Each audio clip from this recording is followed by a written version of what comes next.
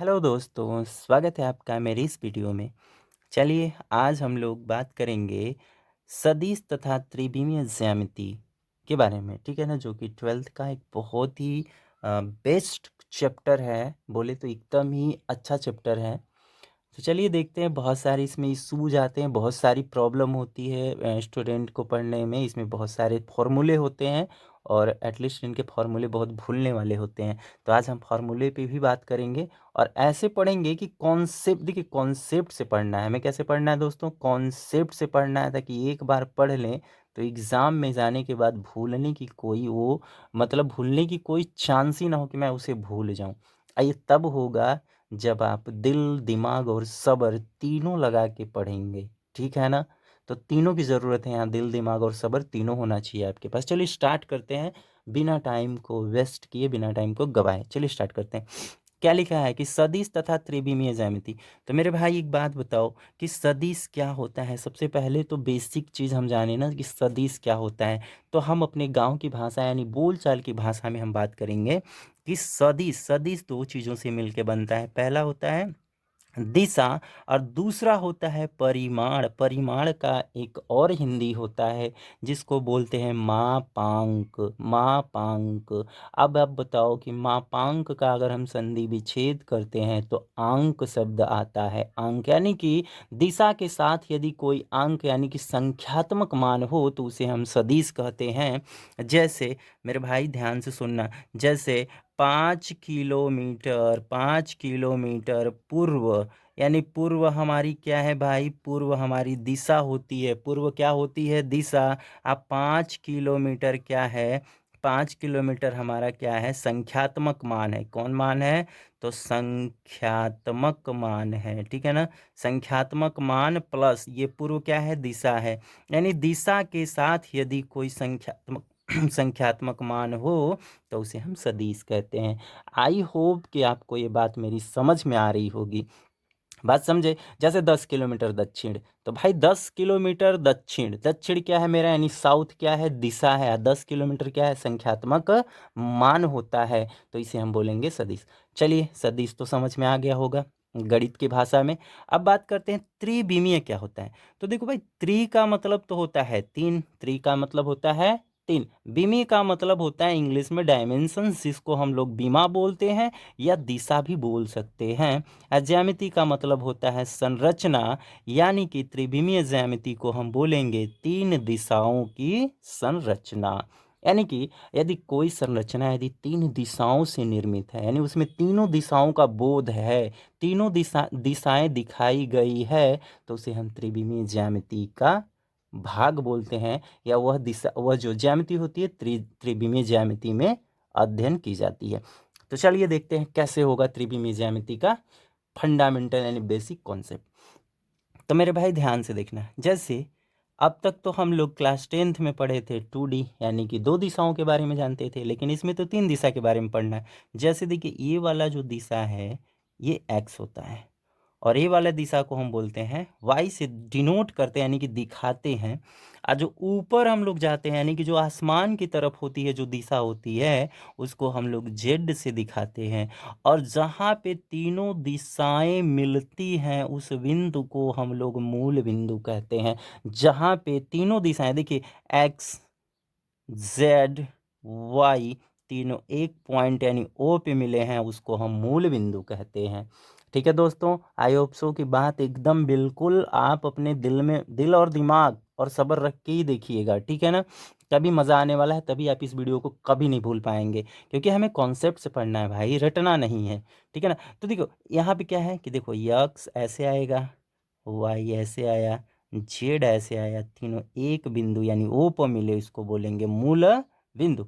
अब जो एक्स, जो एक्स एक्सिस बोलते हैं जो, उसको हम लोग सदिश की भाषा में आई से डिनोट करते हैं। यानी जब हम आगे फर्दर पढ़ेंगे, जब आगे पढ़ेंगे तो उसको हम बताएंगे कि आई का यूज कैसे करते हैं, जे कैसे लगाते हैं और के कैसे लगाते हैं, ठीक है ना। तो फिलहाल आप इतना समझिए कि एक्स को आई मानते हैं और वाई को जेड मानते, वाई को जे मानते हैं और जेड को के रूप से हम दिखाते हैं, क्योंकि ये हमारे तीनों दिशाओं के एक संकेतांक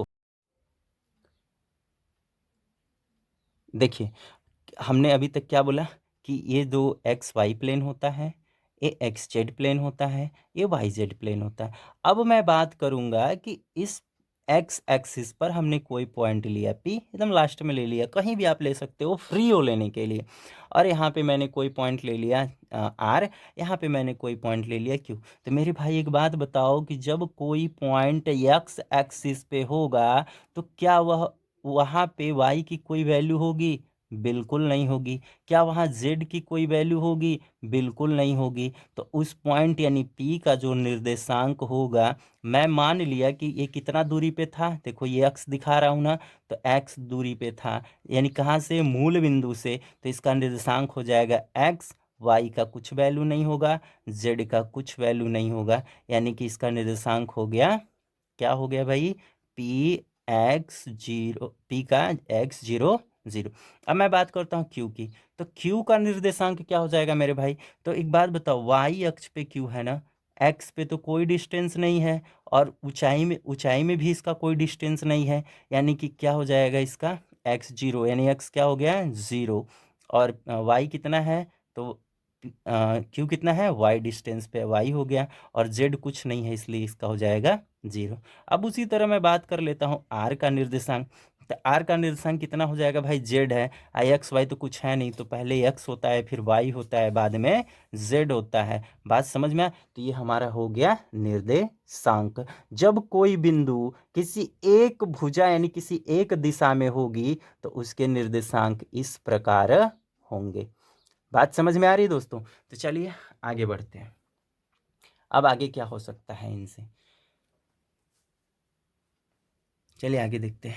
यहाँ पे मैं कुछ दिखा रहा हूँ, जैसे अब हम बात करेंगे स्थिति सदिश की। किसकी बात करेंगे? पॉइंट वन टॉपिक की मैं बात करूँ, ये स्थिति सदिश, स्थिति सदिश की बात करेंगे। चलिए देखते हैं, अब बात करेंगे स्थिति सदिश की। देखते हैं स्थिति सदिश क्या होगा। तो चलो मैं मान लेता हूँ कि कोई एक पॉइंट है, मैंने बिंदु ले लिया, यानी कि बिंदु बिंदु बिंदु ए है, ठीक है ना, बिंदु ए है भाई। और इसका जो निर्देशांक हमको दिखा रहा है, 2 3 4 हमें दिया हुआ है, ठीक है ना, 2 3 4 दिया हुआ है। तो भाई ये जो 2 है ना, ये एक्स पे होता है, ये जो 3 है ये वाई के लिए होता है, और ये जो 4 होता है ये जेड के लिए होता है। यानी कि मैं बात करूँ तो 2 यहाँ पे आ जाएगा, 2 यहाँ के लिए है, 3 इसके लिए है, और जेड किसके, 4 किसके लिए है, जेड के लिए। तो एक बात बताओ ना कि स्थिति सदिश के लिए भी मैंने क्या बोला था कि एक्स के लिए होगा तो उसके लिए आई लगा देंगे, और वाई के लिए होगा तो उसके लिए जे लगा देंगे, और जेड के लिए होगा तो क्या लगा देंगे, के लगा देंगे। हो गया मेरा स्थिति सदिश। क्या रटना है मेरे भाई? तो अगर मान लो कि यहाँ पे कैपिटल ए बिंदु दिया है, तो स्थिति यदि सदिश की मैं बात करूं तो स्मॉल ए और उसके साथ वेक्टर लगा देते हैं, ये सदिश का चिन्ह होता है। ठीक है, अब लिखेंगे कैसे, तो चलो लिख के देखते हैं। एक्स के लिए है 2, एक्स का मान कितना है, यहाँ पे 2 दिखा रहा है, तो एक्स के लिए क्या लगाते हैं, आई लगाते हैं, यानी कि 2i, और यहाँ पे इकाई सदिश बोलते हैं, कैप बोलते हैं, ठीक है ना। यहाँ पे हो जाएगा 3 जे कैप हो जाएगा, और यहाँ पे क्या हो जाएगा दोस्तों, 4 के कैप हो गया, यानी कि ये मेरा हो गया बिंदु ए का स्थिति सदिश। बताओ क्या कठिन है, क्या कठिन है, क्या रटना है हमें? किसी भी बिंदु का यदि निर्देशांक हमें ज्ञात है तो उसका स्थिति सदिश हम ऐसे निकाल सकते हैं, यदि हमें उसका स्थिति सदिश दिया है तो उसका हम बिंदु निकाल सकते हैं। बात समझ में आ रही है कि नहीं मेरी? तो रटना नहीं है भाई, कॉन्सेप्ट के पीछे भागो। किसके पीछे? कॉन्सेप्ट, और दिल दिमाग और सब्र हमेशा बना के रखो, मैथ इजी लगने लगेगा, ठीक है ना। चलिए एक एक और देखते हैं, इसमें एक और देखते हैं। जैसे मान लो कि यहाँ पे पी पॉइंट है और इसका हमको दिया है -2 -3 और 4 हमको बिंदु ज्ञात है, और पूछ रहा है कि इसका स्थिति सदिश क्या होगा। अभी तो मैंने शुरू किया है, अभी तो मैंने शुरू किया, आगे देखो क्या होता है, यानी इसका स्थिति सदिश क्या होगा। तो लिख लेना यहाँ पे वेक्टर p, और मैंने क्या बोला, ये x के लिए होता है, ये y के लिए होता है, ये z के लिए। और यहाँ पे ध्यान से देखना कि यदि x के लिए हो तो वेक्टर लिखते समय i लगा देंगे, और y के लिए हो तो वेक्टर लिखते समय j कैप लगा देंगे, और वेक्टर z दिशा के लिए बात होगा तो वेक्टर के लगा देंगे। तो चलो यहाँ पे लिखते हैं -2i कैप -3j कैप, यहाँ पे +4k कैप हो जाएगा। ये मेरा हो गया बिंदु P का स्थिति सदिश। क्या कठिन है भाई? कुछ कठिन नहीं है। तो चलिए नेक्स्ट अब बात करते हैं। आई होप सो कि आपको स्थिति सदिश के बारे में पता चल गया होगा, कैसे निकालते हैं किसी बिंदु का स्थिति सदिश। अच्छा चलो एक और भी बात कर लेते हैं कि यदि आपको दे दिया यहाँ पे कुछ ऐसे सवाल लिख देता है ना, देखो मैथ बनाने वाले जो एग्जामिनर जो होता है, चाहे किसी भी एग्जाम के लिए तैयारी कर रहे हो, चाहे 12th का ही देने जा रहे हो, बहुत बहुत ना दिमाग लगा देता है। क्या लगा? जैसे दे दिया कि P का स्थिति सदिश इतना है, तो P का निर्देशांक ज्ञात कीजिए। पूछ दिया P का निर्देशांक क्या होगा, मेरे भाई तो सोचोगे अरे हम तो कोनो सवाल ही नहीं पढ़े हैं। क्यों? क्योंकि तुमने तो भाई क्या फॉर्मूला बेस पे काम किया है। देखो स्थिति सदिश दिया है, अब पूछ दिया निर्देशांक, तो पी का निर्देशांक क्या होगा जी? कुछ नहीं, यही आई या जे या के को गोली मार दो, यानी -2 और -3 और +4 हो गया। ये मेरा क्या हो गया? इसका निर्देशांक हो गया। क्या है? कुछ है? कुछ नहीं है। ठीक है ना? तो चलो अब आगे बात करते हैं कि दो स्थिति सदिश के बीच दूरी कैसे निकाले। ठीक है ना? दूसरा जब आएगा, यानी कि दूसरा अब क्वेश्चन कैसे बनेगा? पॉइंट तो 1 था, सब स्थिति सदिश ज्ञात करना। अब बात करेंगे कि दो स्थिति सदिश के बीच का दूरी निकालना। चलो देखते हैं कैसे निकालेंगे। तो अब हम बात करने जा रहे हैं जो कि दो बिंदुओं के बीच दूरी ज्ञात करना जब हमें स्थिति सदिश ज्ञात हो। यानी कि दो बिंदुओं के बीच का दूरी कैसे निकालेंगे भाई? जब हमें स्थिति सदिश का पूरा पूरा हमें दिया हो या ज्ञात हो सवाल में। जैसे सवाल हमारा यहाँ पे है कि P का स्थिति सदिश इतना है, Q का स्थिति सदिश इतना है, तो PQ कितना होगा? यानी कि PQ का दूरी पूछ रहा है, यानी PQ कितना होगा। चलिए हमारा कॉन्सेप्ट क्या कहता है, कॉन्सेप्ट को देखते हैं, देन इस सवाल को भी देखेंगे कि कैसे ये सवाल लगेगी बिना फॉर्मूले, बिना चिक चिक किए हुए। ठीक है ना? चलिए स्टार्ट करते हैं। यानी कि देखिए बिंदु ए है, अब बिंदु ए का स्थिति सदिश इतना दिया हुआ है, और बिंदु बी है और बी का स्थिति सदिश हमें इतना दिया हुआ है। तो मेरे भाई मेरे दोस्तों चलो देखते हैं कैसे एक सवाल को इसको, यानी कैसे कॉन्सेप्ट ये होता है। तो मैंने क्या बोला कि जब स्थिति सदिश दिया हो तो क्या करो कि पहले उसका निर्देशांक निकालो, यानी लिखोगे ए का निर्देशांक। ध्यान से एकदम सुनो और देखो भी, यानी ऑडियो वीडियो दोनों देखो। ठीक है ना? ऑडियो मेरी आवाज़ है, वीडियो में जो मैं कर रहा हूँ। यानी ए का निर्देशांक क्या हो जाएगा भाई? तो ये जो आई जे के है ना, हटा दो यार, एकदम हटा दो, एकदम एकदम हटा दो। x1, y1, z1 हो गया।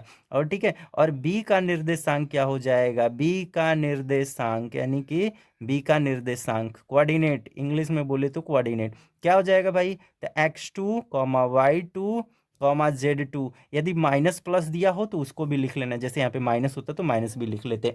अब सिंपल सी बात होती है कि जैसे हम लोग जो पढ़े थे ना 2D डायमेंशन, यानी कि द्विविमीय में ना, जैसे कि निर्देशांक ज्यामिति में हम लोग पढ़े थे, जिसमें एक्स वाई के बीच में दूरी निकालना, दो बिंदुओं के बीच में दूरी जैसे निकालते थे, तो इसमें भी उसी तरह निकालेंगे। क्या करेंगे? ध्यान से देखना। A B is equal to, पहले तो लंबा अंडर रूट लगा लो भाई, करड़ी लगा लेना है। क्या लगा लेना है? करड़ी। अजी कभी नहीं पढ़ने वाला भी ना इसको देखेगा तो सीख जाएगा। क्या है? कुछ नहीं। चलो देखो एकदम लंबा करड़ी बना लो। फिर क्या करना है कि देखो मजा आएगा। घटाने का तो काम जानते हो, बचपने से किए हो कि x2 वाले में से x1 को घटाना है, यानी कि सजाती में से सजाती को ना घटाएंगे भाई, कि विजाती में से घट जाएगा।